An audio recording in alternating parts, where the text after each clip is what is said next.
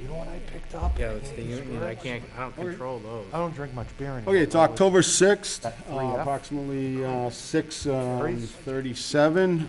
This is a meeting of the Board of joint meeting between the Board of Selectmen and the Finance Appropriation Advisory Committee. Yep. There is, without objection, I would like to dispense with the reading of the governor's provisions. Is there any objection to that? Can you do that? Can we do that? Can we do that? I think you have to read it. Mr. Ruda, do we have to read that every time? I think you do. Yeah, required. Well, due to the fact that I'm having a hard time without my other cheaters here to read that, I would like to defer to the chairman of the Selectmen's Committee to read that. He reads much gooder than I do, so Harry reads it every time. Thank you so much, Mr. Mayor. you're welcome.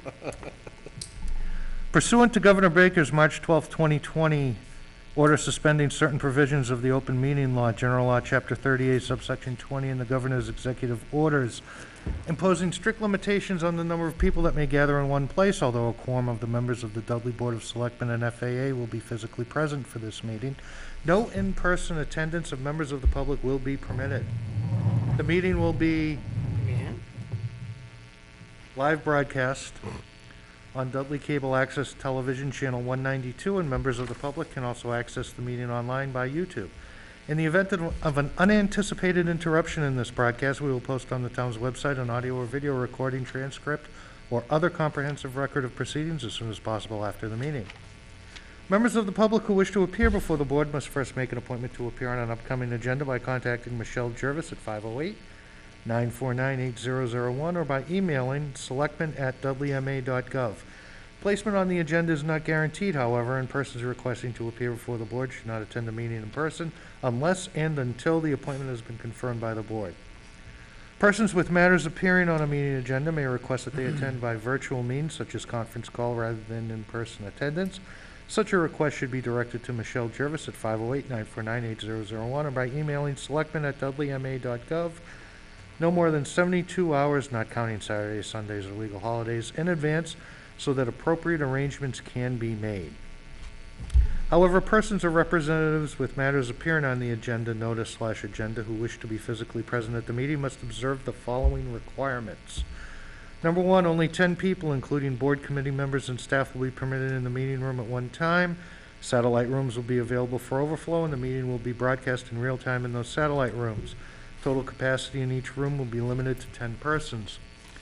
Number two, persons who wish to participate in any particular matter on the meeting agenda will be asked to wait in the satellite room until that agenda item is reached, at which point attendees will be rotated between the main meeting room and the satellite rooms as appropriate.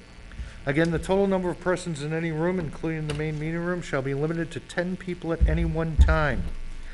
3, social distancing must be maintained in both the main meeting room and in satellite rooms. Face masks or coverings will be required. In accordance with Governor Baker's May 1st, 2020 COVID-19 Order Number 31, order requiring face masks in public places where social distancing is not possible. A copy of that order can be found at https://www.mass.gov/doc/May1-2020 masks and face coverings/download. Failure to comply with these requirements may lead to an attendee's removal from the meeting. Now will you all join me in standing for the Pledge of Allegiance? I pledge allegiance to the flag of the United States of America and to the republic for which it stands, one nation, under God, indivisible, with liberty and justice for all. All right, first item on the agenda tonight is the fiscal year 21 supplemental budget. And any department heads that have any questions, comments for the supplemental budget, welcome to. Any comments at all?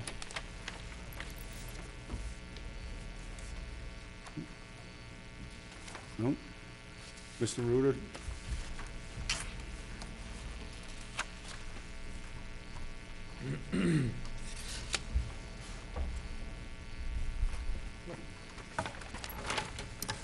Thank you, Mr. Chairman. And it occurs to me there's an empty space for me to sit over there, so I'm gonna stop struggling with these papers after we get done.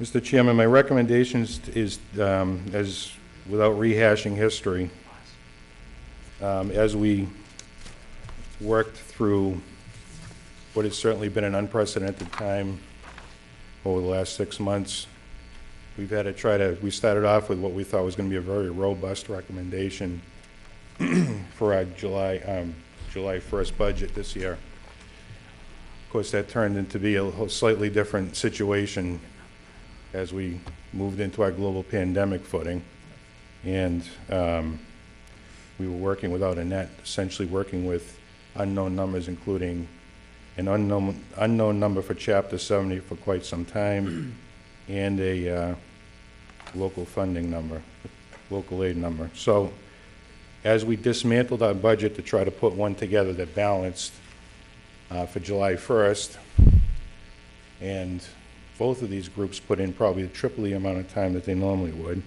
The department heads, you know, I can't say enough about the help I got from the department heads in, you know, trying to work surgically with their budgets to make a balanced budget for July 1st.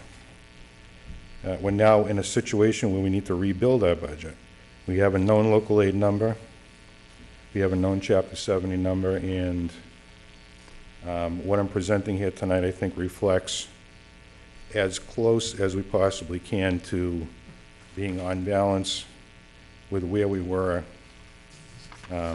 before the pandemic hit. And it took a lot of work on everybody's part to get here. So my recommendations to rebuild the FY21 budget reflect some of the following. It reflects a known level-funded local aid number, a prioritized restoration of funding beginning with public safety. It reflects an unfortunate but necessary 1/3 debt payment from the town's general fund to pay for the $450,000 roof project that's been hanging over our head for the past 3 years. As you recall, that was approved for borrowing at the 2018 town meeting, but it failed to gain support to the debt exclude in June of this year. So that was a $150,000 hit for this year alone that will come right out of the general fund. This restoration also includes a recommendation for FY21 of a salary increases for non-union employees who were the only employees that had their increases cut to balance the FY21 budget. And it also reflects a deposit of $165,000 in the two town stabilization accounts. It was $100,000 into capital improvement stabilization, $65,000 into our regular stabilization account. With that said, if you look at your supplemental FY 2021 budget, Appendix A, that gives detail of the accounts that had, it says additional funding requested. I look at it more along the lines of additional funding restored. Two sources of funding. The first one was free cash. We had a pretty good free cash number. Of course, a lot of it was eaten up to try to fix what we had to fix, including, you know, again, the $150,000 pay down this year for the roof. So the other sources of funding were transfers from other accounts. So, for example, if you look at under funding, the third row down, you see a number 001-123-511501. All those numbers reflect that line item account for an employee who was laid off as a result of this past 6 months. That would have been the conservation and planning and personnel clerk. So that movie is being moved out of that number reflects money being moved out of that account into the account listed under the description. There's another account, 5128, that's the building and grounds assistant that was also laid off. So essentially, we're moving some money where the account denotes we're moving money, and we're using free cash to supplement the rest. And with that big mouthful, I'll take any questions that either board might have.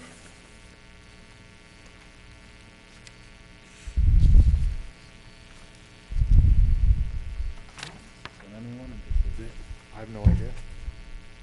For the group or for their? Any questions that might come up? Mr. Town Administrator, I notice a lot of line items that seem to rectify some of the issues that need to be worked on and fixed. I would just argue if there's stipends for voluntary members, elected officials, probably shouldn't be any additional budget put towards those line items, in my opinion.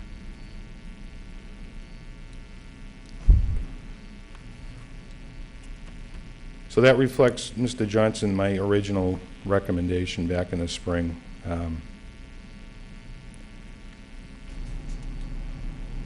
I would personally keep it in there because it reflects, you know, a lot of time put in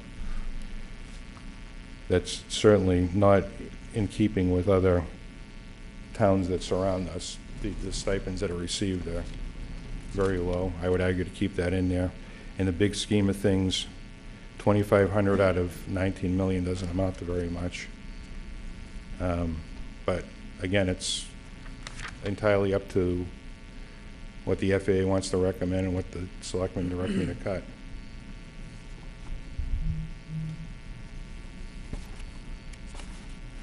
Are there any other questions for John? Mr. Chairman, through the town administrator, I'm glad to see that we've added additional funds, $14,000 from free cash for tree removal. I thought that was a good add. Thank you. Or comment. Mr. Chairman, there's also, and maybe the treasurer can speak more to this, we're going to begin on an annual basis funding the Opeb trust, which is the other post-employment benefits fund that's going to help offset, which is probably going to be a fairly substantial structural deficit in the Worcester County retirement system in, you know, about 20 years, which we need to start getting in front of now, according to the treasurer. So we have a $10,000 amount submitted to that, recommended for that. I didn't know if the treasurer wants to speak more to that. If not, I'll keep moving. We've also funded, which we're statutorily required to do, but would have anyways, the FAA reserve for the amount of $15,000. We've brought our legal expenses up to an even $50,000 for the remainder of the year. A lot of that reflects a couple of economic development projects we have in the queue that need to be quickly responsive to questions that are asked relative to how we're discharging our duties, the operation for the care for the COVID pandemic. We have a major league election coming up, walk-in voting, mail-in voting, absentee ballot, you know, extra staffing. There's a lot of things that come up quickly that we need to have the funding to be able to legally answer at a moment's notice. So my strong recommendation is to leave that the way I've requested it. And the town accountant is here, and I don't know if I missed any key points today. Mr. Chairman, Mr. Ruda, on the legal expenses, when we start planning for next year in the spring, will we kind of bump that legal account up so we're not adding, like just Well, as a practice? a lot of these accounts, and legal is no exception, were artificially low in order to get us into balance until we got to October. So Okay. I think 50,000 remains a good number for the remainder of the year. Fair enough. Thanks. Animal Control Auto, what was that exactly? Is that reimbursement or for $1,000? Oh, free that's cash? $1,000 in maintenance cost, because frankly, All right. if we put $1,000 into it now, it would still be a piece of junk. All right. And I'm trying to keep it hobbling along until we can rotate a few vehicles and maybe put her into an existing vehicle and replace it with a new one. The one she has now it's passes a safety inspection, period.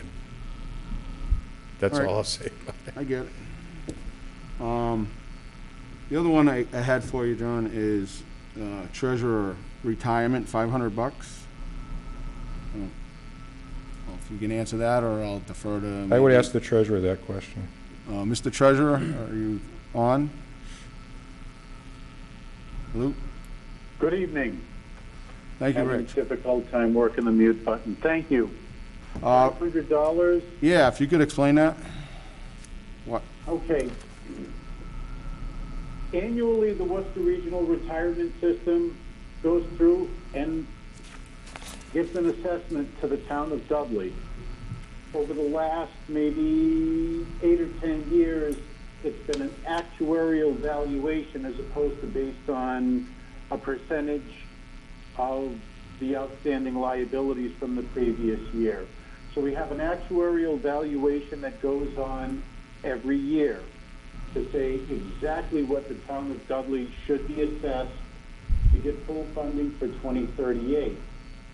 For the past few years, they had gone through as a courtesy and separated out the water and the sewer enterprise. I don't know why they made the decision, but now this year it's going to be an additional $500 to go through and to have the actuary break out for each year the water and sewer assessment, so that at the beginning of the year there'll be a general fund portion, there will be a water portion, there'll be a sewer portion, and I believe there's a water sewer portion because we have some employees that were both.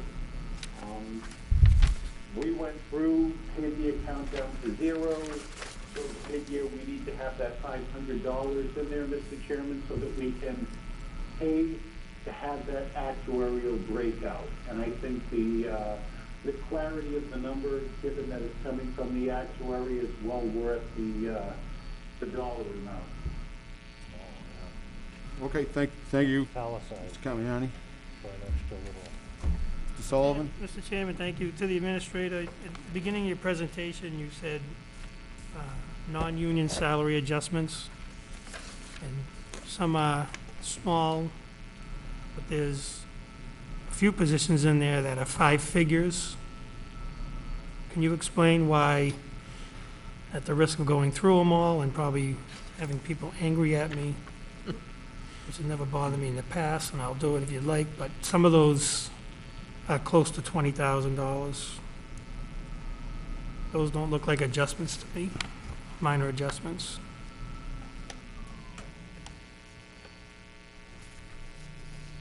So heavy equipment operator is 27,000. Could that be a good example? No, because that's union. How about, like, for example, the zoning inspection clerk, is that because it's a new position? That 18,000? Yeah, it was, that's correct. So I believe that when we went into balance the budget, we were in the vicinity of 17,000 in that account. Okay, and then, for example, assessor clerk is an over 11,500, followed by a minor adjustment of 600. The assessor clerk was, if you recall, was on furlough. So let me explain it a little further. It's not just it's just not a 2% adjustment. Some of it reflects, for example, the library aides. They came back earlier than I anticipated because we want to get the library up and running.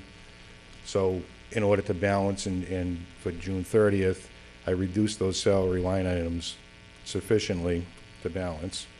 And we brought them back a little earlier than I thought. So it would appear that, you know, between the 2% increase and getting them through to the end of the year, you know, that would be the reason for that level of adjustment. Okay, and then, And the same with the assessors clerk. If you recall, the assessors clerk was actually on the layoff list right up until the very end. I think we, within hours, made that decision to retain the assessors clerk. So I have to, refund. We finally got we got notification that the local aid number was going to be level funded, maybe the same day that we made the decision and not lay her off. So that's how close we were with the numbers. okay, and then this one is a union question position, patrolman, 48.9, was that a underfunded amount, or is that because we added a patrolman? That was an underfunded amount. So we underfunded it? Yeah. Okay. Thank you.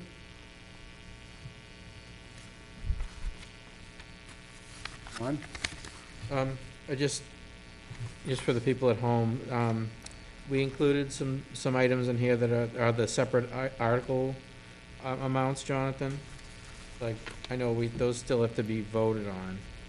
What if some of that stuff doesn't pass? I'm sorry.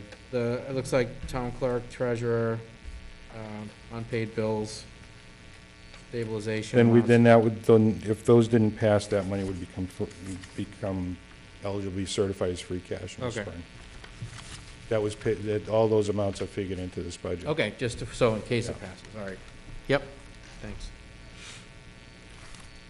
Is there any other questions, any comments from any of the department heads regarding any of this budget?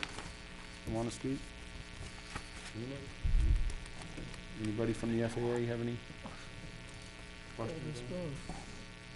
The only thing, John, I'd like to ask you about, would be.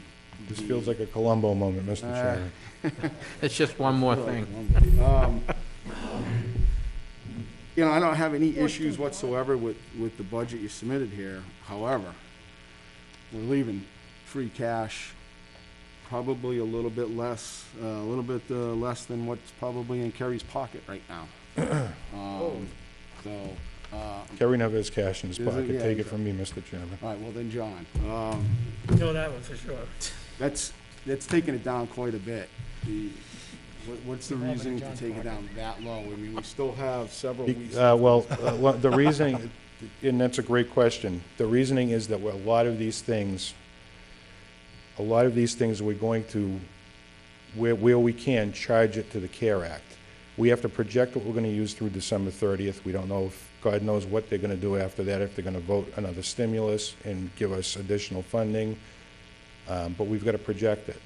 And we've got to put in for reimbursement for everything we've used in the first quarter. So I took it right down to the penny, just in case we don't get 1 penny from the CARE Act. We can cover our budget. So I would anticipate that free cash number to be fairly decent by the time we get to July 1st. Because with a lot of these line items, I'm still going to try to charge where we can, and we're working every day on it towards the CARE Act. I just want to make sure we have every penny in the bank, either in the bank or in the budget, just in case. That's smart. And you do have a bit of money, which always makes me happy to see it go into stabilization at that amount. Do you think that that's too much, or do you think we maybe should put a little bit more in the free cash section? Or, it takes 2/3 vote to get it out of stabilization, so if you feel comfortable having that little. Good question. There's a lot of things that, there are a lot of things that were being charged to the CARE Act right now. Okay. And I feel confident that we can make the room. I mean, we generally have in the fall, we usually have like, $86,000 maybe, just to be on the safe side. At the end of the year, we figure there's about $86,000. Okay. But if we have to go to town meeting and move things if we had free cash, we had to go to town meeting and try to fund things up, we could certainly move things out of stabilization and do it, I think. All right, if you feel comfortable with that, I'm satisfied. Other than the issue that Mr. Johnson brought up with the $2,500, I'm comfortable. Is there any other questions on the budget? All right, if there's no other questions, then we'll move to the next agenda item, which is the agreement for payment in lieu of taxes for the solar property, solar field that's being installed. What's the address there? This is, Mr. Chairman, if you'd like, we can do this at the end. This is just something, I put this on, this is more of a You're not looking housekeeping for- issue for the Board of Selectmen. so- you're not looking for a recommendation from FAA on this? No, this is a situation where we had permission to negotiate and sign a deal in October of in 2019, and I had authority to sign this, but it's been so long, I just wanted to put it back on the selectmen's radar screen before I went ahead and executed Okay. anything. Do the selectmen have any questions on this before I move on? All right, so next on the agenda is the town warrant. The FAA is required to have a public hearing on this, so I will open the public hearing at 7:03 for any issues on the warrant. Anybody on the FAA would object to just going through each warrant article? I'll attempt not to read all of them, but in full, but if you want me to read them in full, I definitely will. Oh, no, it's good. Dixon, okay. So first, Article 1 is a Board of Selectmen's article, town reports. Does the FAA have any questions or anybody, any public questions on this? None? All right, I do have one question for, I guess, for the Board of Selectmen on this, or for Mr. Ruda. It says, to see if the town will vote to receive the reports of several town offices. Is that the word, is that correct wording? Yes, Mr. Chairman. Okay. And we usually do that in the form of our annual town report, which is available at the town meeting. I will also ask the FAA, as we go through these articles, once we hear from any public questions or whatnot, we can, I think we can take motions on whether we're gonna recommend, not recommend, or defer. So, what I'm gonna do for Article 1, is open it up for anybody who wants to make a motion on Article 1. I'll make a motion to approve the statement. Okay, is there a second on that? A second?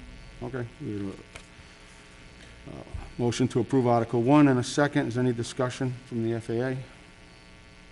Seeing none, all in favor, say aye. Aye. Aye.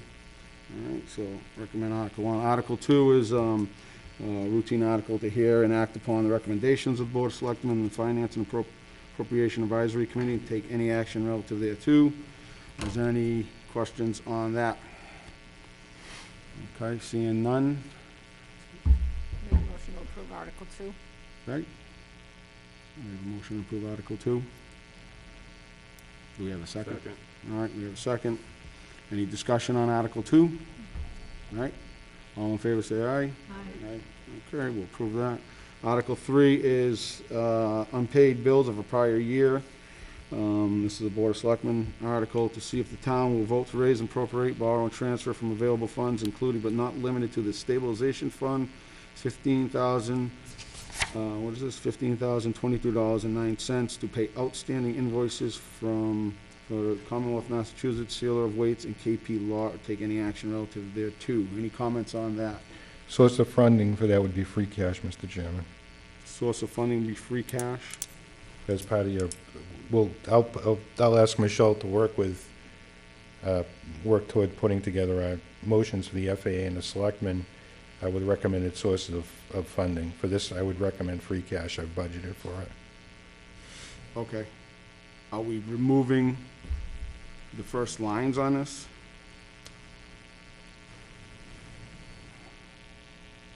I don't understand. Well, it has stabilization as a potential, No, it gives us the opportunity, we usually leave that in because it gives us the opportunity if there are amendments on the floor or things change and we have to adjust to it on the fly. It gives us the opportunity to do that. We just leave it in there. so, So when you recommend, if the FAA recommends approval, with us, you just name the source of funding as free cash.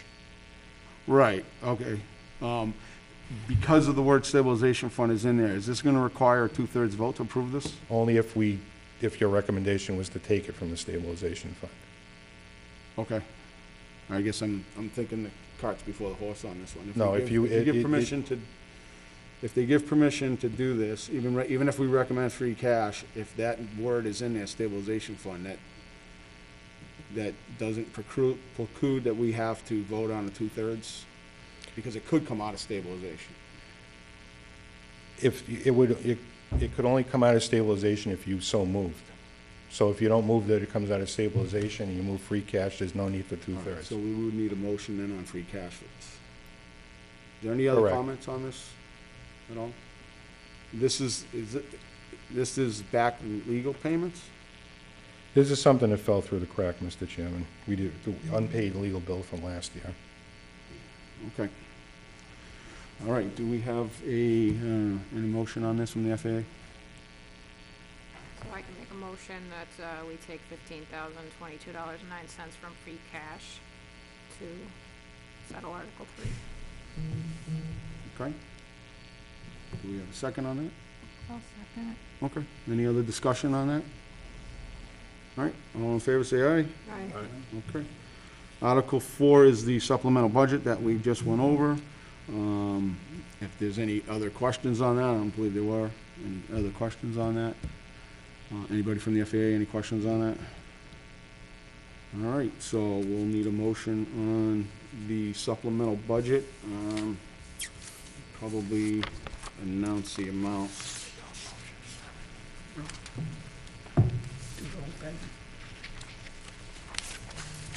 So the amount of the supplemental budget you're looking for, Mr. Ruder, is $534,667.46.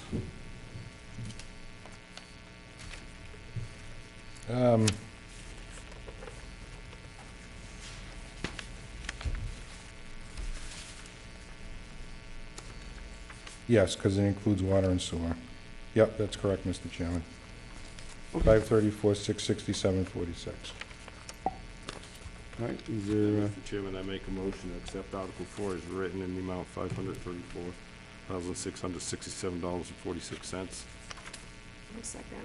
okay, we have a motion and a second. Any more discussion on this one? Okay.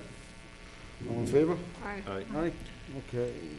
Article 5, to see if the town will vote to transfer the amount of $19,551 from account, I won't read the account, DMC repairs to account DMC West Main. We'll take any action relative there too. Mr. Ruder, if you can kind of explain that a little bit for us.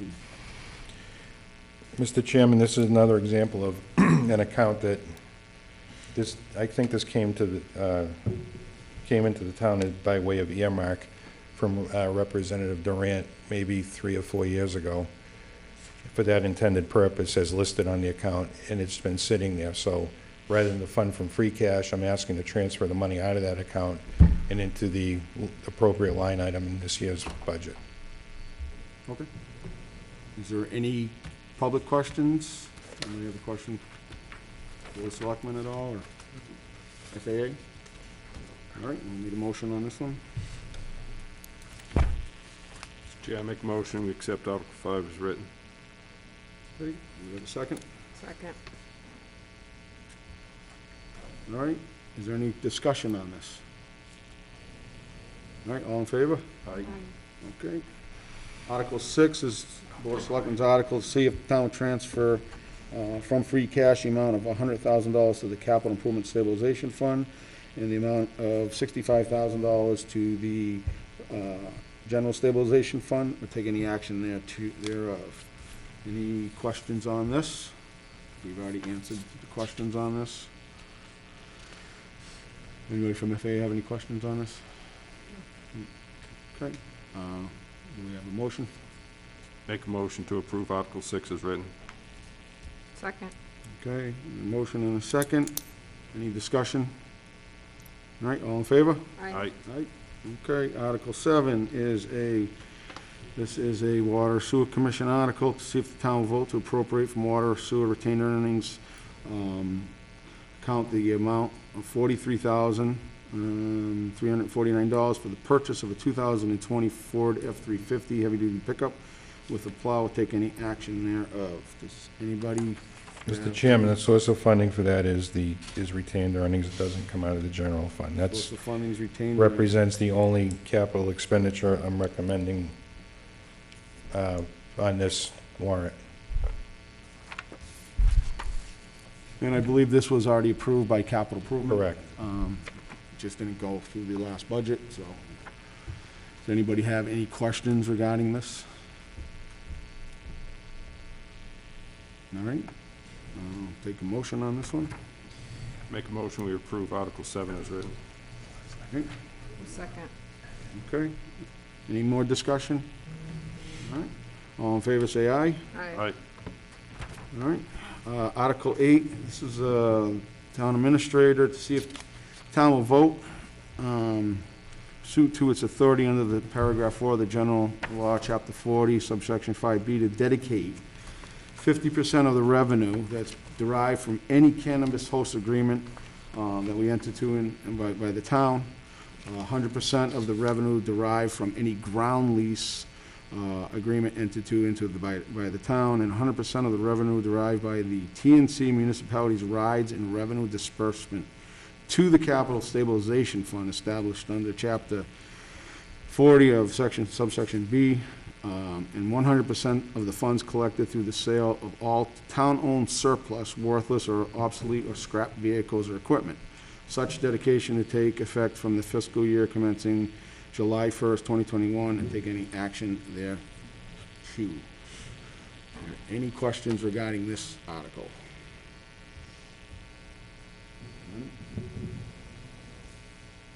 FAA's got any questions on this? Normally, Mr. Chairman, just a background on this. Last year, we accepted the provisions of General Law, Chapter 40, Section 5B, which allows us to do this without having to go to the town meeting and do it the way we're doing it tonight. So this, under normal circumstances, we would receive revenue from a cannabis host agreement, ground lease agreement, all these sources of funding. They would go into the general fund, where they would sit until the next town meeting, and then we'd have to decide how to disperse them, and we'd have to make the decision to put it into stabilization. By accepting this, by accepting what we did with General Law Chapter 40 last year, Section 5B, and dedicating the funds directly to this, when a town accountant receives checks, it goes right into stabilization, whether it's stabilization or capital stabilization.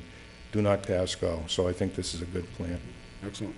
So the bylaw that was passed allows us to earmark money. We accepted How that that provision of the law, so now we can take certain, we can take certain sources of revenue and direct them directly into stabilization. Okay. Any number of different types of stabilization accounts, so. Okay. Does anybody have any questions or comments? Mr. Chairman? Sure. Mary? 50% of the revenue from cannabis host community agreements, why is that 50% and not 100 like the other agreements, and where does the other 50% go? It's 50% as a starting point. Yeah. We could do 100%. We could do 20%. It's whatever. I thought 50% would be a good starting point, depending on what that, there's one thing that's to take a look at what the marketing plan is and what the projected revenue in one of those places are, and then to see how it actually pans out. So I thought we'd just see how it pans out first. If there's an enormous amount of cash coming in, obviously I would make that sort of adjustment and dedicate more towards stabilization. But for now, I thought 50% was a good starting point. It's not, I don't see it as a long-term source of revenue, so. Yeah, absolutely. I just have a follow-up question. Has the town, have we entered any host agreements with any cannabis? We have. We have. We have. We haven't, the DMA, and they're going to report out at the end of The October. one that was here? Correct. Okay. They're going to be here at the end of October to give us an update. Of course, COVID threw everything into Sure. flux. They're at the Cannabis Commission right now for final licensing, so they're anxious to get going, and, there's been no progress on that. I believe the first year of the agreement, we're guaranteed a small amount of money just as they build out and get the business up and running, but it's, something is better than nothing at this point, so. Thank you. What would your feelings be about changing that to 100%? I understand we're not collecting anything, obviously, right now. Would it be better maybe to throw that at 100% and then make the adjustment later down when we see what kind of money's coming in, or? The reason I left it, another reason you might want to leave it a little liquid is because, like you mentioned earlier, it's a 2/3 majority to take it back out. Right.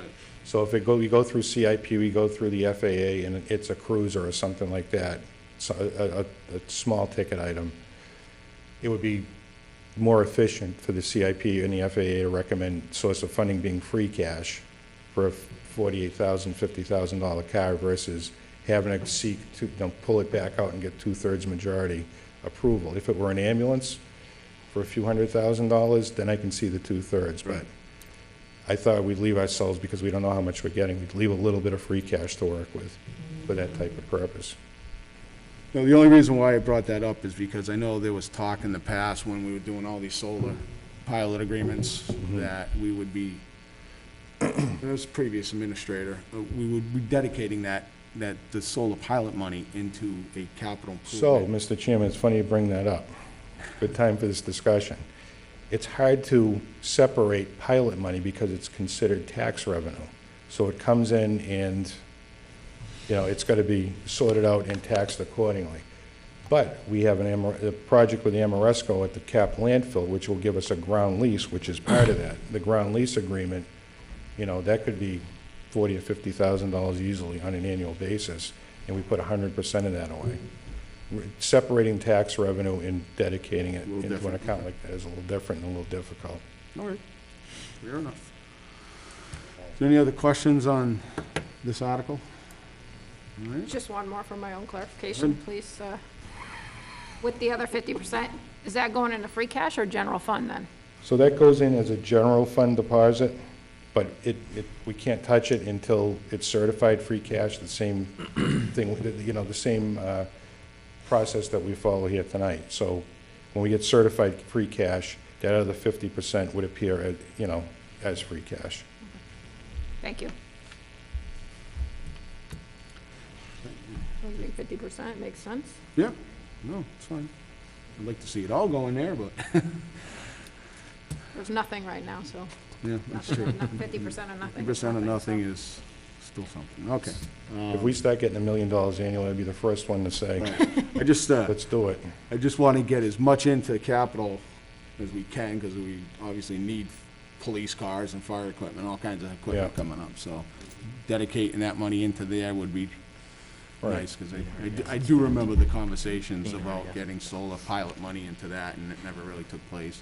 The good news is we can change this article and adjust it every time we have a town meeting if we want. So we can do 100% in the spring if we felt that was a good idea.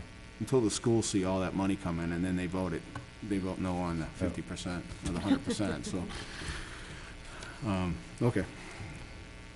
I don't know why you brought that up, but, all right, is there a motion on Article 8, unless there's a, Make a motion to approve Article 8 as written. okay, is there a second? Second. Any more discussion on this? All right, all in favor, say aye. Aye. Okay.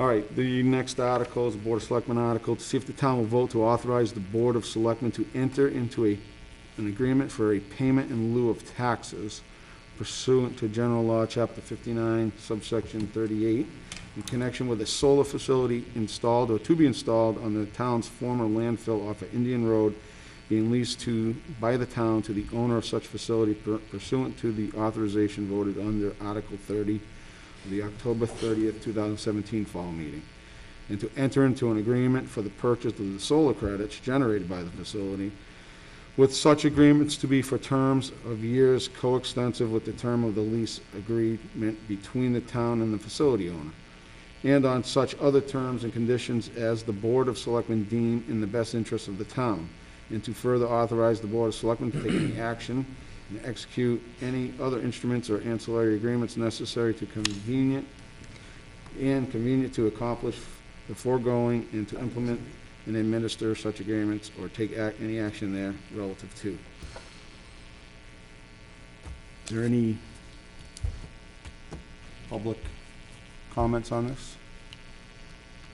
Okay. We've already voted on this, we're good.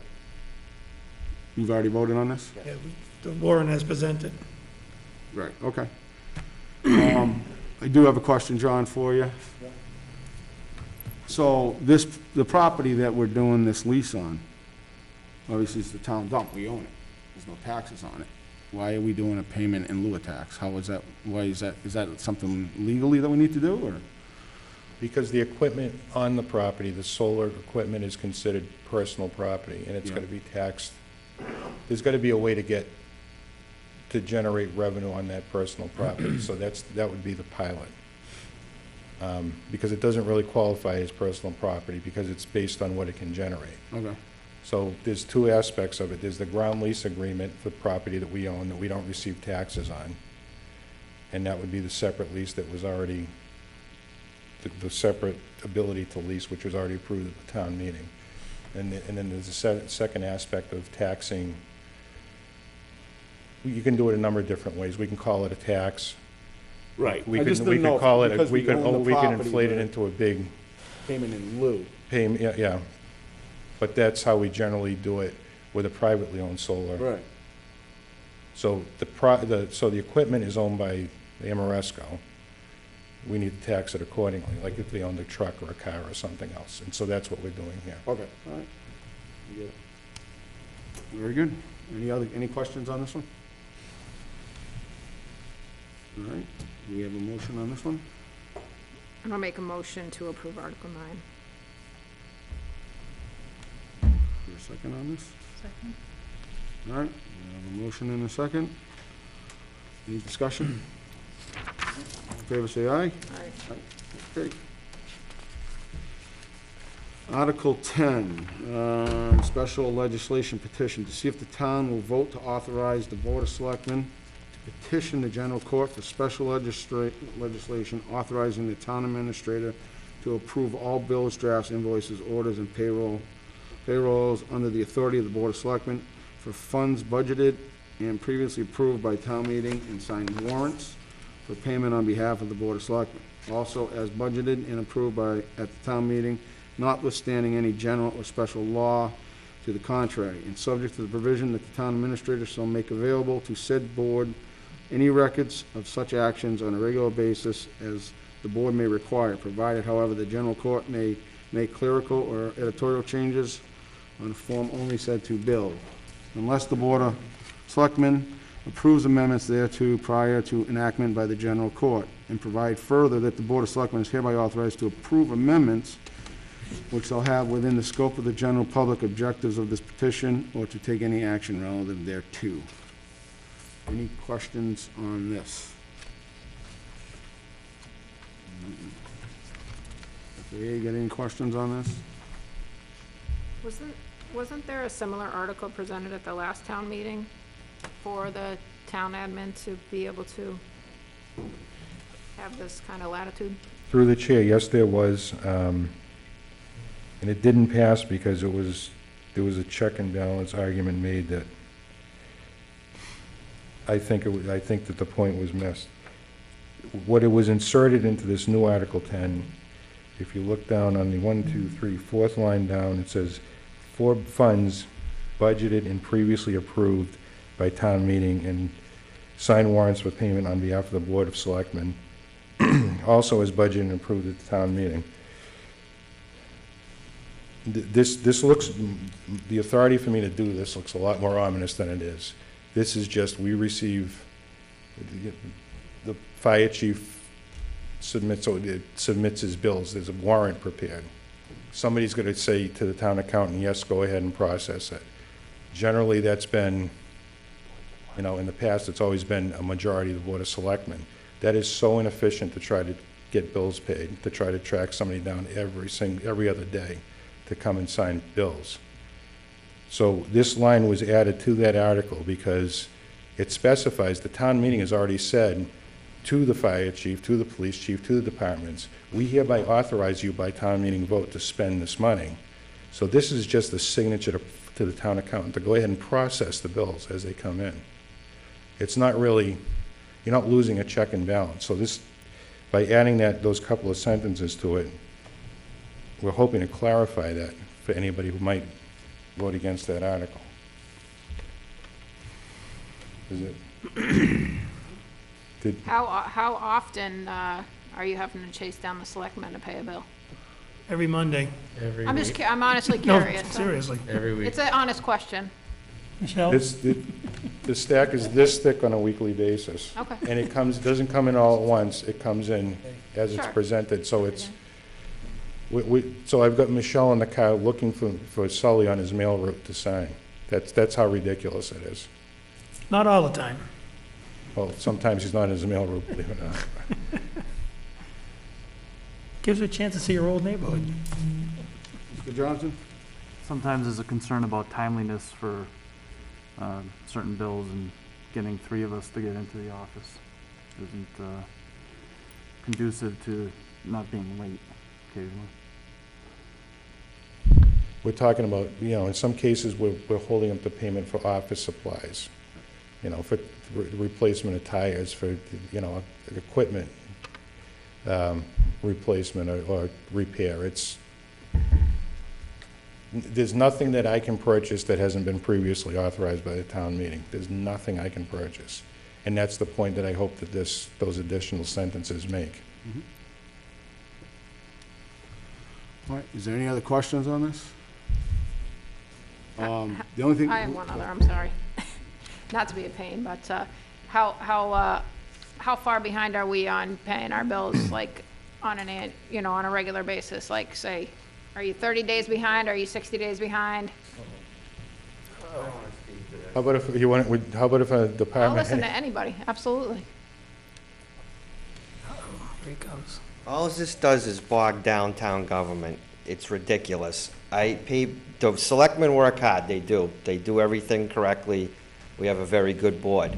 But they work full-time jobs. They have a hard time getting here, and it's understandable. All this is doing is allowing him to put his signature on it instead of 3 selectmen. Because we have to wait for 3 selectmen to put their signature on it, I've been charged late fees before. I've been sent notices that my bills aren't getting paid on time. And it's not anybody's fault. Everybody's doing a good job. It's just an archaic system that needs to be changed. It's 2020. So is that like mass general law that 3 selectmen have to sign bills? And if so, then are other towns changing how they're paying their bills similarly to what we're proposing? it is. It requires because we don't have a charter, it require us to specifically pass this at town meeting. We tried to do it at the selectman level. The Attorney General said cease and desist. So you have to go back to the old way and have at least a majority of the board sign it every time you want to pay a bill. So this is the way to fix that. If we had a charter, it would be a different story, but we don't. So we have to go through these sort of processes to get things changed. Okay. Thank you. Signatch, you had something to say? Mr. Ruda, I kind of feel a little attacked here by Fire Chief's comments. How many bills have been late because 3 selectmen have not been in to sign a bill? Because I've been coming in once a week for I don't know how long, and we're signing them every week. And I don't mind doing that. How many bills have been late since? Because of selectmen not signing. Since you've been on the board, probably none, because Thank you. Because That's all I wanted. we recently went back to the selectmen doing it, and you guys have been very good I just about want to doing make it. sure However- we're not getting tossed under the bus. However, that being said, I think he's just saying in general, but that having been said, As I said in the beginning, everybody on in here does a good job. It does. We do. You work full-time jobs. You're not. We do. there were times that those bills would languish in that Doesn't need to be that. for a long time, but not recently. I agree. So in other words, the reason for the late bills are not due to the selectmen. Not at this point, no. Thank you. So some other reason is what you're saying. That's all. I just want to make sure that everyone knows that the selectmen are signing it, And if anything's late, it's not because of us. We're doing what we're supposed to do. Even if That's we have all. to put the Michelle in the car to find Sully, That's all. we're getting it done. Michelle texts, we come. I go. I live right over there. I come right over. So if you want a poster, I'm sorry, Mr. Chairman, if you want a poster about the efficiency of local government, put Michelle in the car trying to find Sully to pay $380 bill. I get it. I just want to make sure the people watching at home and the Yeah. people here know that a late fee on a bill was not because of selectmen not signing. Correct. That's all. That's all. I'm done. We can go on. Thank you, Mr. Chairman. Just one more question from me. I'm not quite sure on the rules. When an article's defeated on the floor, even though there's slight changes made, is it allowed to come back up like that, Mr. Ruda? Yes, this is already going, this is going through council. This whole warrant's going through council, Okay, and it is allowed to come back up. okay. The only other comment I have is, this is more of a procedural, warrant, procedural thing. It's really not tied to any financial, other than, I mean, they are signing bills, but there's nothing financially for us, I think, to make a recommendation on, because it's more procedural. Typically on this kind of stuff, we'll defer to the petitioner on these, or defer to the Board of Selectmen, but the motion, I'm going to allow. Can I just make whatever one motion- other comment? Absolutely. Then I'll be done. I'm not opposed to this. I just was anticipating some of the public questions based on the last town meeting. So I just wanted to say that I'm not opposed to, the structure of what you're trying to accomplish here, and I appreciate it from that perspective. So I'll make a motion that the FAA defer to the board on this one. All right, we have a motion to defer to the Board of Selectmen on this. Is there a second on that? Second. Second. All right, any other discussion? All right, all in favor, say aye. Aye. Aye. All right, Article 11 is a town clerk. See if the town will vote to raise and appropriate, borrow, or transfer from available funds $1,850 for such other sums for amendments and legal review fees for the bylaw codification being conducted by general code and to take any action thereto. Does anybody have any public comments on this? Town clerk, any comments? Okay. Anything on this? Okay, no questions, just basically a payment there. Is there motion on it? Motion to approve is written for Article 11. Okay, Second. you got a second? Is there any further discussion? All in favor? Aye. Okay, Article 12 is the planning board. I'm not gonna read this entire. This is a similar article that came up by the planning board. I think it was defeated. There might be some language change in this. Last meeting, yeah. Yeah, there's some language change in this. Again, well, actually, I'll open this up for any public comment on this one? All right. Typically, again, the FAA would, in something like this, would, Mr. Johnson has a comment. oh, sorry, Jay. Go ahead. Mr. Chairman, I believe there is a financial impact to Okay, this. good. There's an opportunity, you might, if you watch the Facebook post, there's a proposed payment to the town at the tune of, well, it's gonna be more than 14,000, which is what you were getting, or not getting in this case, because we weren't getting anything for it. It's our expectation that during negotiations, which only can happen after we get the approval on this, then we could have the discussions about what actual payments to the town, where you can put it in stabilization, you can put it in free cash, you can buy cruisers. There's a different discussion there. So agree. there is a large financial impact to this. Yeah, to it going Sorry. through, but we don't have anything written in front of us, any kind of agreements that would give us, would allow us to make a recommendation on an actual amount. Correct, because we It's cannot do that basically until we get this. changing to get to that point. Sure. So, well, So I do know there would be a huge financial a cost that we'd be talking to you about if that building needs to be torn down or Of if people are course. hurt there when it burns.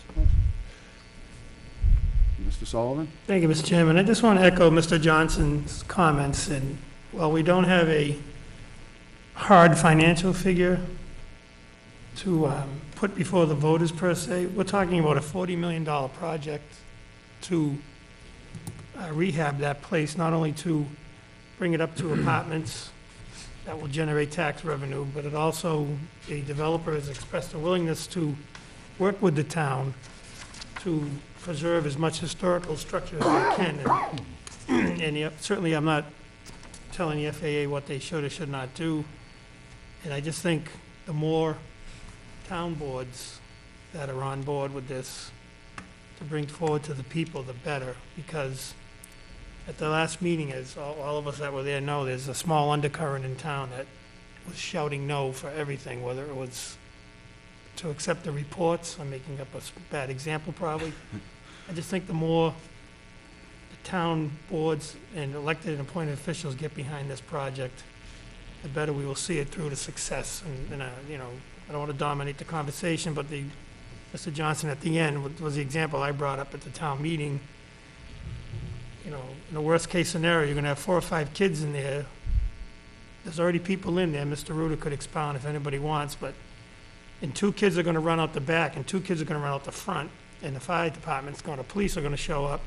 They're going to say, oh, the other 2 kids are inside, and someone's going to go in there, and it's going to be a tragedy. And I'm sure nobody here wants to see a tragedy. And the other outcome would be we would incur an expense to have that demolished, or somebody would.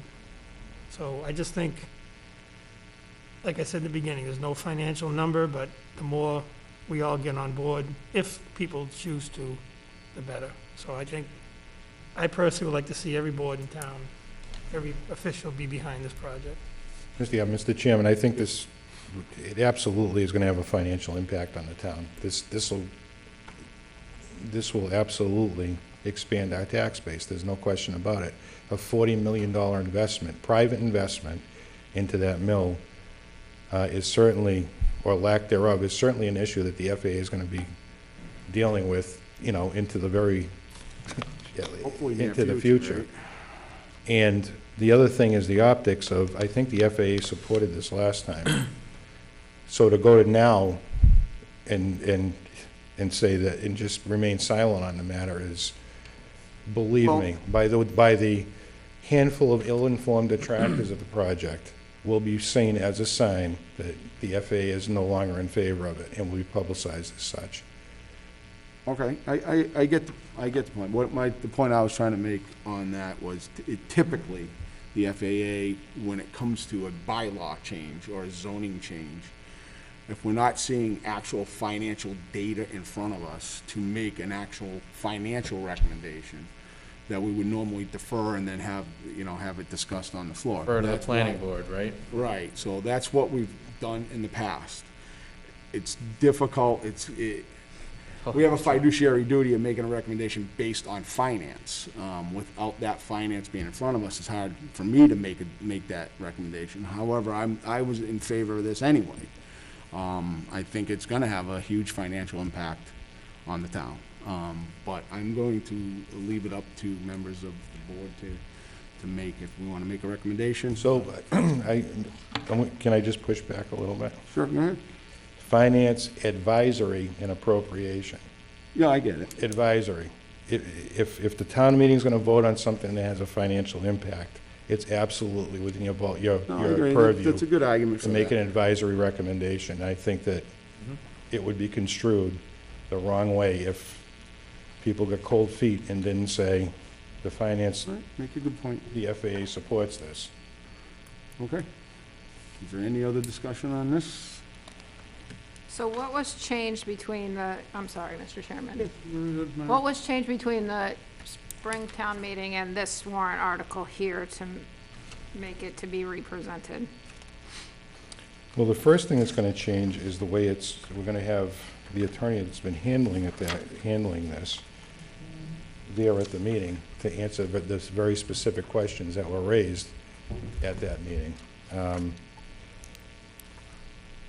Another thing that has changed is that if you look at, let me see where it is here.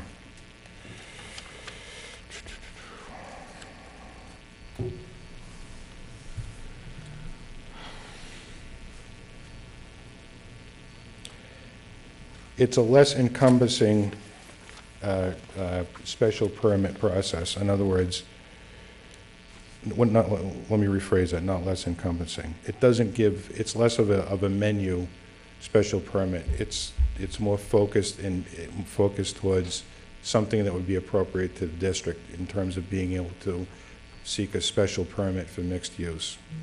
That was one of the major complaints at town meeting, is that it would turn it into the wild, wild west in that mill district. That's not the case.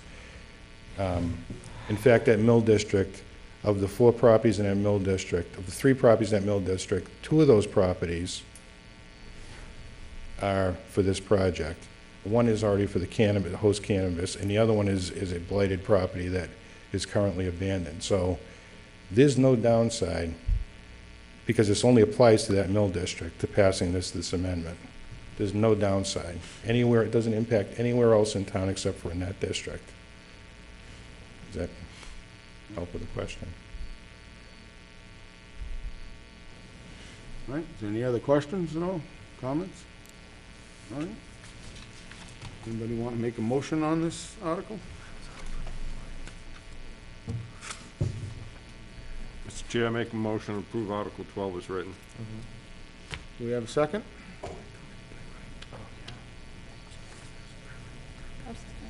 Okay, we have a second. All right. Is there any further discussion on this article? All right, all in favor, say aye. Aye. Aye. Okay. Article 13 is another planning board zoning bylaw change. This is 15 Schofield Ave. I don't know very much about this thing here. Is anybody from the planning board here who wanna? Any selectmen or anything wanna make comments on this one? Just change his? Got something? I'm happy with this. Recommended you close the plan. Because I don't think that was the plan. Okay. Right, Yeah, that wasn't a unanimous vote. Make a Mr. motion Mayor. to defer. what's that? I was just saying that wasn't a unanimous vote to make from the selectmen for it to go to the planning board. That's all. It wasn't a unanimous vote Nope, I voted against it. against Article 13? I did, yes. Well, Mr. Siganovich, you enlighten our board on this a little bit, maybe? Again, this, in my mind, doesn't have anything to do with financial things. It's a piece of land on Schofield Ave that they want to change the zoning for that specific land for a cannabis business. And my opinion was it had nothing to, it just wasn't, it didn't sit right with me. It had nothing to do with anything financial to the town or what have you. Okay. And again, it doesn't appear to be anything financial here. Is there a motion on this at all? Mr. Chairman, Deferred. Oh, Mr. Sullivan first. but the reason why they're looking for a zoning change, industrial 130 is bigger than industrial 43, obviously, but they're looking for the zoning change to aid with their use down there, and we can only have cannabis in industrial. So, for example, they couldn't do it in Business 15. Right. So part of the argument that night from other people too was it's close to the other one, but we don't have, Could be construed as. we don't spot have, zoning. plus spot zoning, which we got an opinion from the planner through council, I believe, which said it shouldn't, but we don't have an abundance of zoned industrial land that's considered useful for this purpose. That was my understanding of the applicants. Okay. Any questions from the board? Anybody want to make a motion on this one? So we can make a motion to refer to planning? Sure. Defer it to the planning board. I had that motion out there. You had that motion? Yeah. A second. Second. Any more discussion? All right, all in favor? Aye. All right. Aye, okay. Article 14, to see if the town will raise, appropriate, and transfer the sum of $6,972 to the town clerk salary. Take effect on January 1st, 2021. Take any action there too. Does anybody have any comments on this, town clerk at all, or? Okay.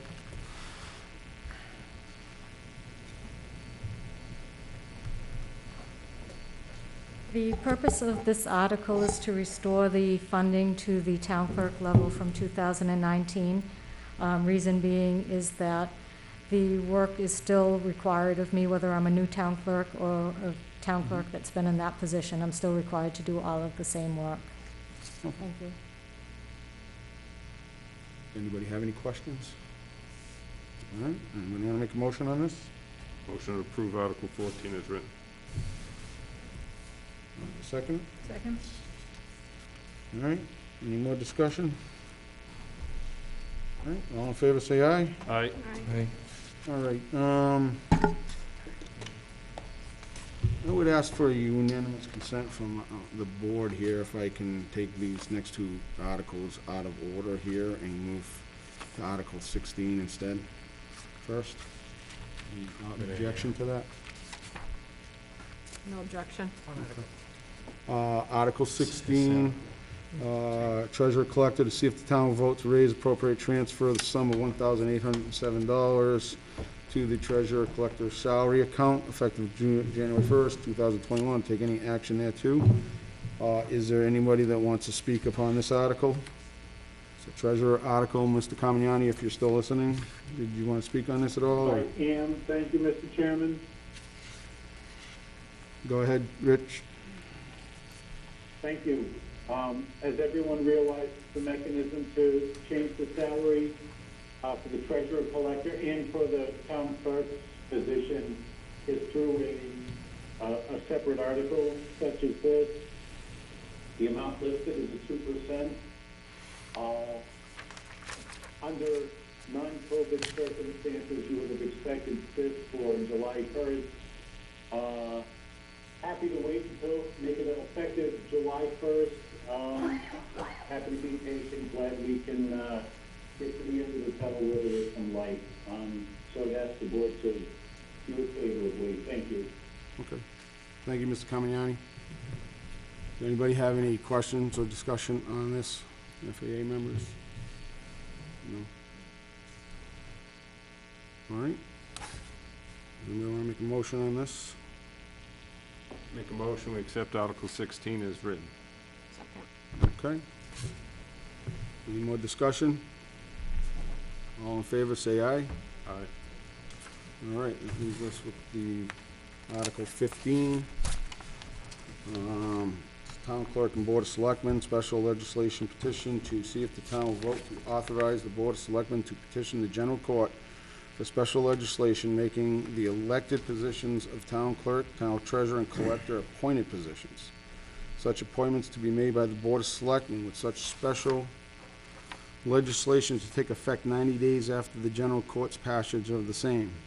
Provided, however, that the General Court may make clerical or editorial changes of the form only to said bill, unless the Board of Selectmen approves amendments thereto prior to the enactment by the General Court, and provide further that the Board of Selectmen is hereby authorized to approve amendments which shall be within the scope of the general public objectives of this petition, or take any action thereto.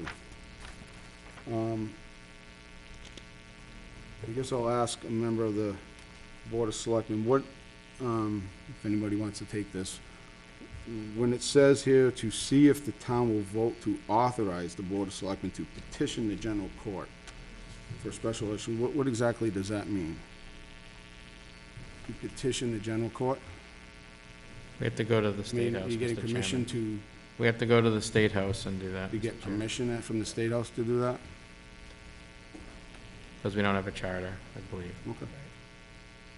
Well, I'm gonna make a kind of a public comment on this. I'm gonna take my FAA hat off here and speak as a general voter on this. I've been voting in Dudley for since I was 18 years old. I've been on these boards for a while. I've seen the elections of town clerks and town treasurers. When I saw this is the first time I've ever been infuriated with a warrant article. The first time ever. I mean, I've seen all kinds of warrant articles since I've been doing this on the FAA, on capital improvement. This is infuriating to me. The idea that we have potential personnel problems, we're gonna change our elections now, and that, I'm sorry to say it, I mean, I consider all the board members friends of some certain amount here.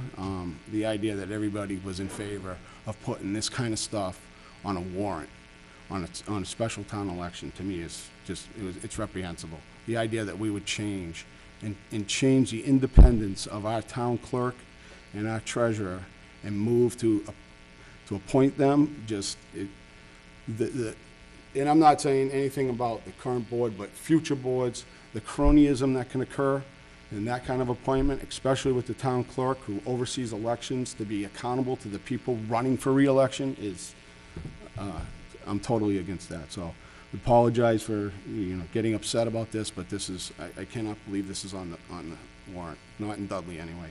And I'm very surprised that there are certain selectmen that I would think that would not vote for something like this, voted for it. Sorry. Comment? Jim, part of your comment mentioned taking some of these decisions out of the hands of the voters. By putting it on a warrant and putting it to town meeting, the town would be able to decide if the Board of Selectmen would be able to authorize this and have that conversation with General Court. So this warrant article wouldn't put it out of the town's hands. In fact, it's once again in the town's hands. Go ahead, John. So, just something you said, Mike, if I don't know if you watched our last meeting, I definitely and clearly said that the voters of Dudley like to have a hand on the wheel, right? So that doesn't mean that everybody, is, part and parcel of making something happen, right? Mm-hmm. So Mike, I consider you a friend as well, but, that was a broad brush. Go ahead. So, at our selectmen's meeting, similar to what you just said, maybe not quite as eloquently, I made a point, basically what you said. I was generally against switching these for two reasons. One was because with the previous town administrator, before our current one, as chairman at one term, I wanted to do a comprehensive review of all positions in town that are appointed and elected. And the example I used, fairly or unfairly, was planning board. I don't think there's been a true candidate in the last 3 or 4 election cycles. There's been write-ins. So we got people getting 20 votes getting in and coming in. The joke is they come in second to Mr. Blank. Mr. Blank gets 200. So I was generally not in favor of this in the past. This time, half of this, well, it was 2 separate warrant articles, and Mr. Ruder could probably speak to it better than I can. But one of the changes proposed was asked for by the current office holder who wanted to become appointed. And I'm not sure what you were referencing in the beginning when you were talking, but, and shame on myself for not having the numbers. I'm not as adept as some people. A comment was made at our last meeting, and someone put out a percentage saying X number of towns already appoint theirs. I don't know if that's accurate or not, but I would have to say that most towns have moved away from electing treasurer, collector, clerks, because they are truly the 2 most important full-time positions that we have. And through Michelle's excellent research, I'm sure we can have those numbers at town meeting that would back up. I would say with quite certainty that over half the towns have those positions appointed. And as Mr. Johnson said, it still becomes the will of the voters. And as you said, you only have to be popular with 3 people to be appointed if it's a 5-person board. So this one did pass also with the full support of the Board of Selectmen. There was some hesitation and some comments, and I hope that, I always say it, I hope that we have more than 62 people at town meeting that will care, not just for this article, but that will care enough to show up for big impact items. Mr. Sullivan, you made a comment, that there are positions that don't have anybody running for them, and Mr. Blank is the prevailing winner. However, this article cites two positions that historically have candidates, correct? I would say in my almost 20 years of being an elected official, more often than not, it's the incumbent that runs unopposed. There has been, yes, there have been contested elections, and yes, at one point, there was a small faction in town that pushed a recall petition through against the treasurer at the time. But if I had the town reports in front of me, I would say the majority of them are not contested, those two positions, historically. I don't have the numbers, Maggie, I'm sorry, I should, No, but that's okay. I'm just saying, like, there's typically a name on the ballot for One, these yeah, at least positions, whether it's one name or two names, there's a name. And the town of Dudley, voters have, you know, you look at the prior town clerk, who was around a very long time, I don't know how long, well-respected and voted on by the town of Dudley, the townspeople. You know, there was an election for the last town clerk position that had a couple of candidates that ran for it as well, you know, some pretty highly respected people around the town and things of that nature. And obviously, the townspeople made that decision based on, you know, whether they came to candidates night, or just the facts of the candidates. And I think by saying, well, we want to take that out of your hands and make that an appointed position, or we want to petition the court to make that an appointed position, is almost a slap in the face of the townspeople of Dudley, and I'm wholly against this article as well. well, if I may, Mr. Chair, I again, speaking for myself, I had a lot of trepidation about this, and as I said, one of the two was asked for by the current office holder. And honestly, I hope we can't fit all the people in the town meeting that come to vote for this, because I know I said it a minute ago, I'll say it again sarcastically. I'm personally sick of going to a town meeting when there's 60 people there that decide. And this is a big ticket item. The mill, there's some big things on there. And again, if I had my druthers, I would like to see a comprehensive review. But based on what led up to this, including the person that's here tonight asking for it, I did vote in favor of it. Put it before the people, and I hope, like I said, I hope we don't have enough seats for everybody. Any questions? Yeah, what created this? I Where'd this come from? I'll defer to the town administrator for a longer answer or the chairman, because I'm only a member, so. Mr. Ruda, where did this come from? I believe it was a recommendation of town council. Okay. Am I Mr. Chairman. correct in saying that? Yes, recommendation of town council. But Mr. Chair, Mr. Sullivan, you stated that somebody here, one of these positions, town clerk or town collector, so I'm assuming that's either Lori Smith or Mr. Carmignani, made a recommendation to make this article, put this article on the warrant, yes? It's my understanding, and based on our last meeting, the presentation I can't speak for her, presentation by the town clerk was, yes, she was asking to be appointed. There used to be two articles. They were separate, we combined them. When the warrant was first published, they were separate, we combined them because it seemed like it made more sense. But if Lori's here, she can speak. I don't claim to speak for her, but I see a shadow on the TV, so. Lori? Hi. This article was put on because there are more and more towns that are going to appointed town clerks than elected. I see benefits of both sides of them, so I just figured put it up to the voters and see what they prefer. I mean, I'm fine with whatever the voters vote for, but there are more towns going in that direction, so I figured it sounded like a good time to put it up to the voters and see what they feel is best for Dudley. Thank you, Lori. You're welcome. The only comment I could say is, yeah, there are towns doing this, but there are a lot of crazy towns out there. I mean, take a look around. You see what's happening in a lot of Into towns. Dudley? Well, maybe now, right? Yeah, it's happening out there. Is it right? Absolutely not. Taking the hands out of the power of the people to vote their town clerks and vote in their treasurers is total farce. It's an attack on democracy, and it should never even be on a warrant to me. But Chief, you got something to say? Yeah, I know I probably just sit here, but you provoked me. I look at it this way, and I know Rich is listening. I've had this conversation with Rich. Rich does a good job, but Rich knows his job. The treasurer-collector position is your chief financial officer for your town. Yep.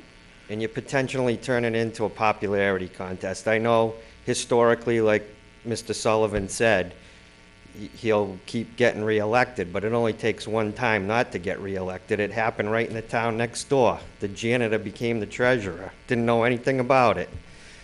And that's our benefits, that's our retirement. All the people sitting behind me hinge on this position, and it's an elected position and can potentially be a popularity contest. I just think it's too important of a job to be elected. It's appointed in my town, and it works great. And it was appointed because the previous treasurer in my town was not doing legal things, which will not happen here, but I'm just using that as an example. We don't know that. That's the point. That's the whole point of having an independent treasurer and independent clerk, is we don't know that. We know it now because of the current board, but what happens in 10 years from now? But a different kind of board that's here. You can appoint all kinds of cronies. There's all kinds of nepotism on those kind of appointments. Yeah, but say you get a group in town that wants, say, me to be a treasurer. I don't know anything about being a treasurer. I understand. It's a professional position. I understand that point, but that comment was made the other night, that we By don't me. want important positions in town to be popularity contests. Well, I totally reject that. The idea that a voter goes and makes a competent decision to vote on a candidate is not a popularity contest. Mr. Carmignani, and this has nothing to do with Mr. Carmignani, it has nothing to do with the treasurer, the town clerk's office. Mr. Carmignani was not elected because there's a sign up at the football field with his name on it. He wasn't elected that. He wasn't elected because he was the star of the football team at Shepherd Hill. He was elected because people trust him. He was elected over and over again because the townspeople trust what he does. Yes, Aura won re-election time after time because, not because she was the popular girl in school, but because she was a very competent town clerk. We just had 3 excellent candidates at a candidates night. We had a great moderator, asked all kinds of personal questions. They answered all the questions. The people voted. They voted for the best person to do the job, and I think we had the best person to do the job. Right, I mean, and you've been very fortunate. As I started my statement out, Rich does a good job, and it Right. has nothing to But do with that's- the person. It's But the that's not a position. popularity contest. People vote. I believe in that people vote and they make competent decisions when they vote. Yeah, maybe sometimes somebody votes for a friend of theirs or whatnot, but I think for the voters don't vote for popularity. They vote for the people that best do their job, especially in town. Well, I don't know, maybe that was a poor term, but I'm just saying, something could happen. You could get a group in It's town. possible, but you can also get a board of selectmen to hire somebody that's just gonna follow whatever they tell them to do. Well, but you elect a selectman. When you have a town clerk, that is the most important job, is running town elections, to be beholden to a re-elected board, I think is just a huge potential conflict of interest. That independence should remain with the voter, not with and then I'll say, I'm not disparaging the board or anything, I'm just saying it should remain with the voter. So I totally disagree with this warrant article, and I wish it wasn't on the warrant. I asked the board of selectmen to pull this thing off before the article. If you don't, I really hope that enough people show up and resoundingly defeat this article. And that's all I'm gonna say about that. Do you have anything? Yes. All I want to know is where it came from, and the 2 answers I got, other towns are doing it, and it's recommended by legal counsel.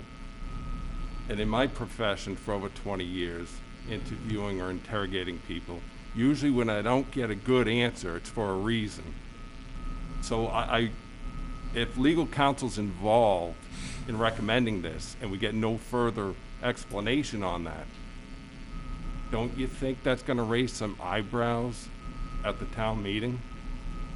Really wanna go on You better have the ability to articulate. May I? I'm hoping legal counsel will do that. I'm just careful with my words. Don't take my silence as fear. It's I don't. being careful. And that's my point. You have to be careful for a reason. Definitely, I agree. Again, Mr. Chair, thank you. I had some real trepidation about this, and we talked about it and spoke about it, and we had, Mr. Sigenevic said, council was involved, and it also gives you a chance to expand your pool. You know, we're fortunate that we historically have had good, solid, competent people that do a great job. The example someone gave about the next town over when the custodian got in is very valid. I mean, there was a big headline in the website. I know it was Crazy Towns. There was a headline in the Webster Times last week. The town of Oxford, who's been around as long as Dudley, is going away from an elected to appointed town clerk, and they're waiving, well, I think they had the appointed because it was elected, but they're waiving their residency requirement because the lady leaving, doing it for 20-something years, and their feeling is they can expand their pool. You might get a person from a couple towns over that's close enough that can do the job and do it right. I mean, we appoint the accountant, we appoint the fire chief. You know, they're contract employees, but they had to get appointed at some point, and now he's here and he's vocal, and I'm sure he doesn't care. The initial, if I use him as an example, the initial application for the fire chief was a 15-mile requirement from the town lines of Dudley, and the reason why that was in the article, the job description was that's what we had for a member of the fire department. Well, we accepted applications, we interviewed. Fire chief was just outside the 15 miles, and I've said it to his face, and I'll say it publicly. My 16 years as a selectman, he's one of the best appointments we had. I know people sit out there and say, well, he drives home to his town every night. Well, you know what? He's also brought in $1.6 million in grants, and I'm not saying there wasn't somebody in-house that could have done the job, but nobody had what he had to offer. And I know you don't elect a fire chief, and maybe I'm making a bad example, but if I could go through every position that's appointed, it's, in my opinion, they've all worked out. And I'm not saying that the two people right now that elected aren't, they both do. I mean, Lori's been a short time, but Rich does a great job. You know, it's not nefarious, I guess is the only way I can put Right, it. and I'm gonna go one step further, Mr. Chairman. This isn't to get rid of anybody, and if I hear that, I'm gonna come down on somebody like a ton of bricks. That is not what this is about, from the tone I'm hearing, okay? This was to let the voters decide. This isn't something this isn't, Mike, hold on, let me finish. John. This isn't something I would normally be for, you know that. With all due respect, John. You and know I would be against respect your this. opinion. The idea of always throwing something at the voters and saying, here you go, Yeah. you guys decide, okay? I'm sorry, that's punting again, all right? It's punting, all right? You know, we have a special town election coming up, and we know that may not be full. So a very, very, very small amount of people can change the elections of this town forever. You're absolutely right, That it is could. not appropriate to do, in my opinion, to I put agree. that on a warrant. That is not appropriate. At minimum, this should have went on minimum at the spring warrant. And then have your discussions with your lawyers and all that, and really think about what you're doing here. But throwing this on in the nth hour on a fall town warrant, okay, with COVID-19 in the background here, with a lot of people not showing up to change our town elections, to me is reprehensible. I've never had any problems with any of the, I may have disagreed with some of the articles, but I've never disagreed with any of you guys. I've always respected all your opinions, but this one is wrong. very, very wrong. Not And it disagreeing should be with you. pulled off of this warrant. Not It shouldn't be disagreeing left with you. up to just a few handful of people. So I do hope a lot of people show up to this election, to this town warrant. Not disagreeing Sorry. with you, Mr. Mayor. Anybody else? No, the only thing I think I want to say is that when I hear the conversation like, oh, you know, people get elected because of popular, I think of it popular like, I love this board, I think it's great. I've been a registered voter in Dudley for like 48 years, but that's the good, I mean, I think that's the cool thing about Dudley. It really is a special place to live in. So I kind of think, and I can think of other towns where the popular person is the one that gets these positions and stays there, and things don't really run that smooth. And I think that that's one of our home runs in Dudley, is that we absolutely. really work really well together. Yep. And that makes us strong. And I hate to see that change. So I kind of agree with the rest of the FAA here. And I just want to mention to you, John, sorry, I don't mean to get a little frustrated. No, with I this. know, I just. You know as well as I do that just a few short years ago, Yeah. an appointed town clerk in a local town broke a box, all right, to put ballots in and went to court, all right, on a state rep. You remember that, I right? remember well. Okay? That happens when you have an appointed town clerk running elections that's beholden to the re-elected selectmen. That's what happens. Okay? They put in the cronies that they want, and I'm not saying this board would ever do that, but future boards can possibly do that, and you could have a whole cabal, and you can just, with this mail-in ballot coming at us, to have that kind of stuff, no way. Not in my opinion. Yep. Yeah. Mr. Chair, my intent is not to go point counterpoint. The example you brought up, I believe that person's appointed by the town manager in that town, not the Board of Selectmen. Well, So- same thing. In the absence of, and I was an anti-charter person when I first got involved. In the absence of a charter, all we have is, for recourse, is Mass General Law. Matter of fact, I shouldn't even kick the can, but I would support a charter now if it was written properly. So some of the argument is valid, but I just want to clarify that that person was appointed by town manager, not the Board of Selectmen. Any other? Mr. Chairman, I just want to say one more thing.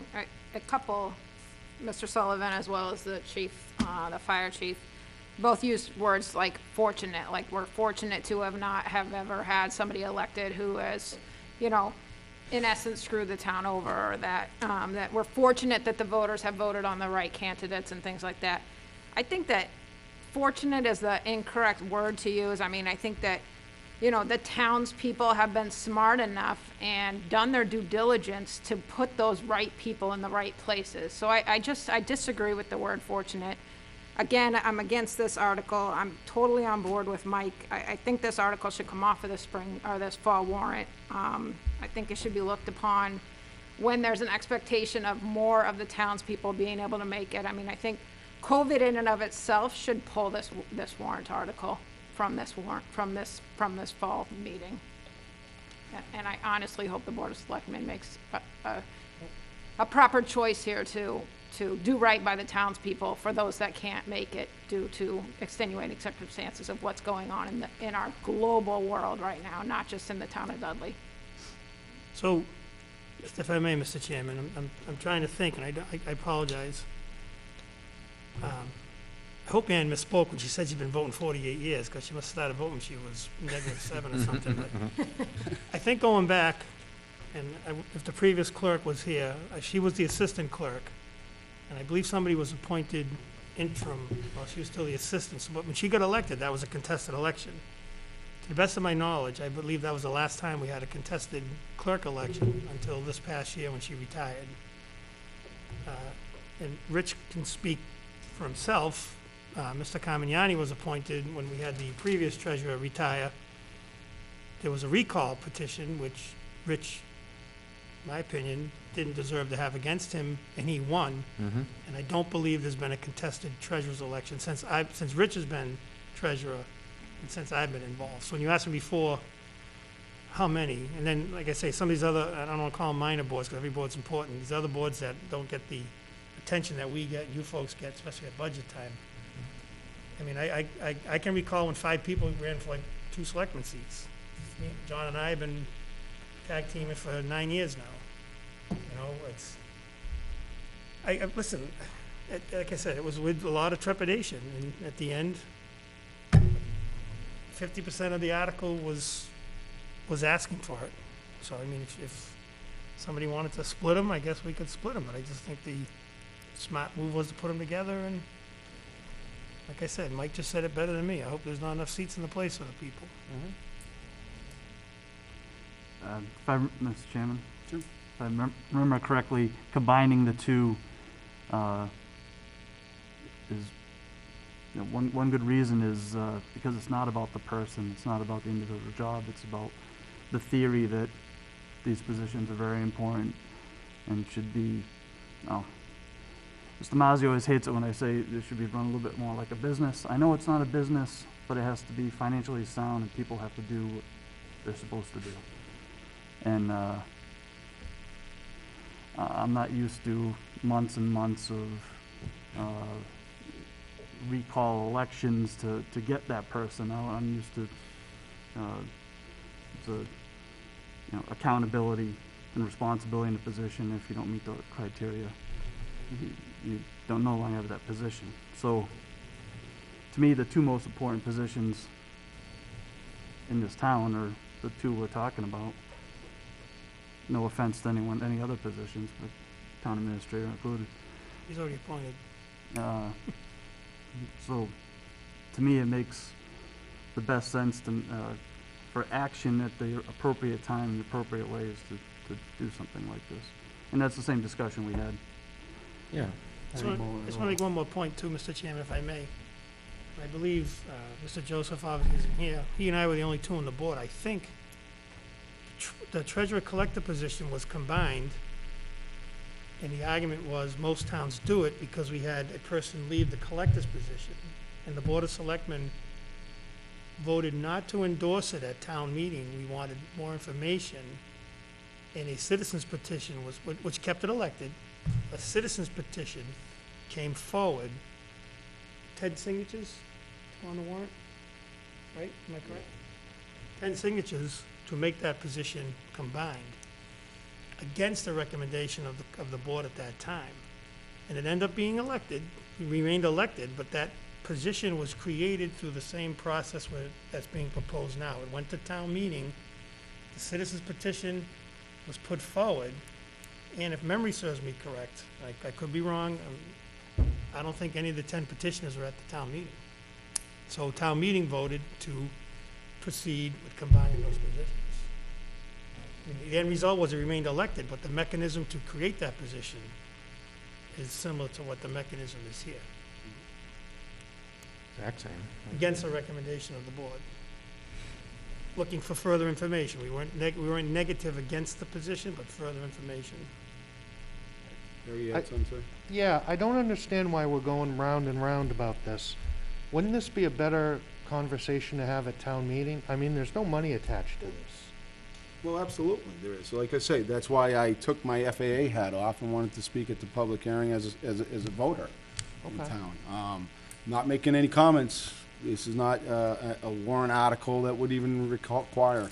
I mean, whether it's an appointed or an elected position, the town treasurer would report to the FAA as best they can. The town clerk would provide information as best they can. So it's really not an article for FAA to really make a recommendation on, in my opinion. It is, However, this, you know, again, as a personal citizen, a voter in this town, I understand the efficiencies that go along with all appointments. Everybody can, matter of fact, the Board of Selectmen can be appointed. Be really efficient, and you put all the 5 people in, you'll never have no's. So you can appoint a lot of things. You can have a lot of efficiency in this. I understand it's easy to deal with personnel issues. However, okay, these 2 positions are very important to be accountable to the voters. And I'm very much against making it accountable to a board, a selectman, especially at the town clerk's position. The person who is in charge of the integrity of our elections, being beholden to people running for re-election, for their salary, for their jobs. It's absolutely, in my opinion, it's a total conflict of interest, and I don't know why any town would implement something like that, but they do. You know, Mr. Chair, take it one step further, then why are we electing a town clerk when she's controlling her own election for, well, their own position? Could be well, men. because So that's a bigger, in Oh, my obvi- opinion, that's a bigger conflict. obviously there can be always, you know, there can always be, but, they're charged with running fair elections or be recalled by the voter. They still will be. They can be recalled by the voter. That's the thing. They can be unappointed by the Board of Selectmen.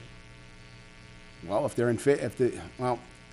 Board of Selectmen hire the person they want, and that person's doing the will of the Board of Selectmen, they're not gonna fire him, okay, and that could be unscrupulous too. So I think that an elected town clerk running elections should be accountable to the voters.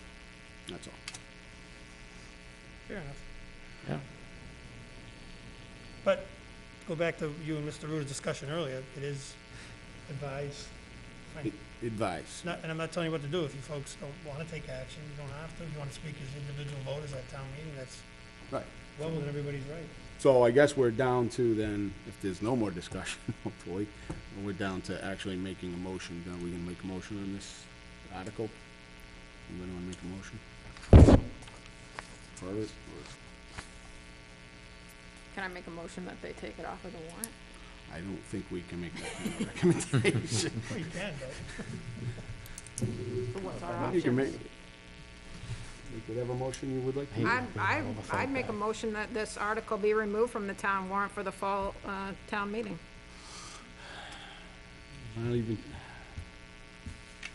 not sure we're allowed to do that. Yeah, that's my motion. Okay. no second? A second on that? Okay. No second on that. Does anybody have another kind of motion they want to make on this, or?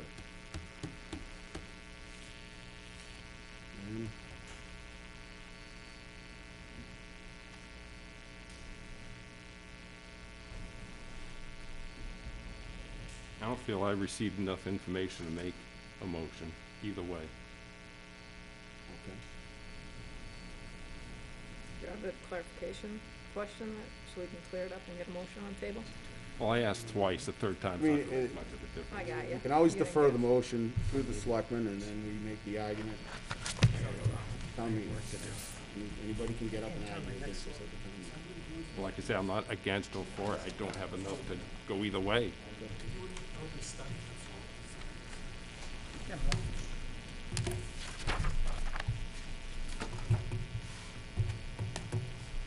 All right, I make a motion, we reject Article 15. okay. Is there a second on that? I couldn't hear what you said. I said we reject it. So you're saying we recommend that it does not pass. We is what recommend that it does not pass. you're- Is there a second on that? You done? I'll make a final motion to defer to the Board of Selectmen on that. Okay, we got a new motion. To defer to the Board of Selectmen. Do we have a second on that? All right. Any more discussion on this? All in favor, say aye. Aye. Anybody else? Aye. Steve? On the motion to defer. All I like that. right, so we got aye. Mark? Aye. Abstain. Abstain? Okay. All right, that's it. Is there Ma- any, Mr. Chair, was that 301 to vote, or? 3-1?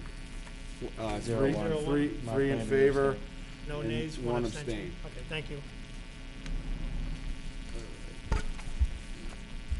All right, that will conclude the public hearing, the FAA, at 8:25. We'll move to miscellaneous. Is there any miscellaneous items that need to come up? Is this a miscellaneous? Should never mention anything. Should we? I gotta go. I can't stay for that. Is it just a vote? Mr. Ruda, do you have something? I thought we could just see if we could, without objection, extend the meeting another 45 minutes. We have, Just I wanted to clarify before everybody, please, What do we do with the pilot agreement? Did the selectmen have any comments, or want to get involved with that, or? I wanted to bring it back up. It was something you previously approved, but it's been so long, I wanted to put it back on your radar screens and give everybody the I ability to. read it over, I'm fine, are you good? You're good? Good? I just, Mr. Chair, if I may, my chair. Certainly. The question was asked of me, and I was involved with Mr. Ruda when I was chair when this first started. Can you just briefly go over So this is, and how it compares to the other agreements we have in town?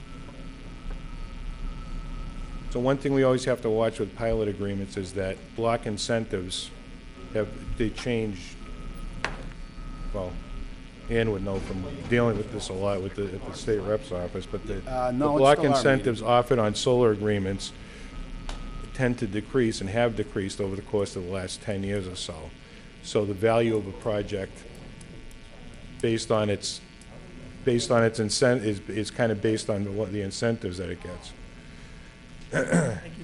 So every year, so in other words, the same agreement signed 10 years ago would be more incentivized because there would be less solar projects around the Commonwealth. There would be more incentives, and therefore it'd be a more valuable project and it would be worth more. The pilot might be worth a little bit more.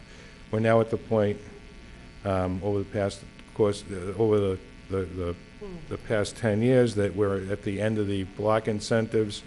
So there's going to be a lot of solar projects going to be less valuable. Blah blah blah. Long story short, I checked into it, Mr. Sullivan. We sent it through legal. The question that you and I discussed when you were chairman was, it was around it was a $23,000 agreement. Now the other ones ran closer to 30. Was that appropriate? The answer is, with the assessor and the legal review, the answer is yes, because of the block incentive financing that the company is getting. That's an appropriate valuation for the project, and the valuation itself was done appropriately in accordance with other agreements in town. So, I got to go ahead in January, then something happened, and somewhere around March something happened that brought us to this point that kind of distracted me from it. I wanted to put it back on your radar screen and let you know I'm ready to go before I sign it. So, Thank you.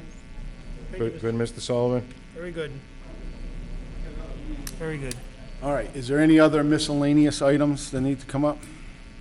All right, before we adjourn, I just want to say, I do want to apologize for everybody that's listening at home. I hope I didn't sound too out of line there and angry. I usually don't do that. So I apologize to that. I apologize to the Board of Selectmen. You may think take it the wrong way. I'm not criticizing you guys in any bad way. I am not the most diplomatic speaker. So I hope I didn't insult anybody. It is a passionate thing for me that this doesn't exist or it goes away. So I do apologize for that, and anybody that was listening. So I guess we'll see. I can't speak for the board, but I've never walked out of these doors mad at someone. So now's the time to say it, and I appreciate you saying it the way you said it. Well, I think you were thank very eloquent. Thank you. Okay. Do we have any motion, anything else before we adjourn? All right, so I'll entertain a motion for adjournment. Yeah. Motion to adjourn. All right, we have a second? Second. All right. Is that okay with you, Mr. Chairman? Away you go. All right, all in favor? Aye. All right. We'll elect that half an hour ago. Great job. Absolutely.